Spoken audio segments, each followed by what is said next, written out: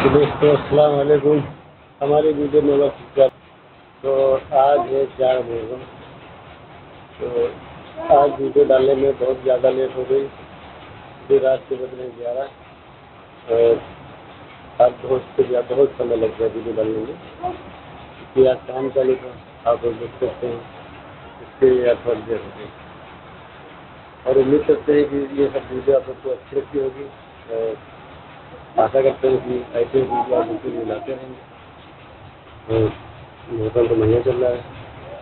अभी कहीं घूमने जाएंगे तो वहाँ का बना के आप लोग को दिखाएंगे, क्योंकि अभी कहीं गए नहीं जरूर।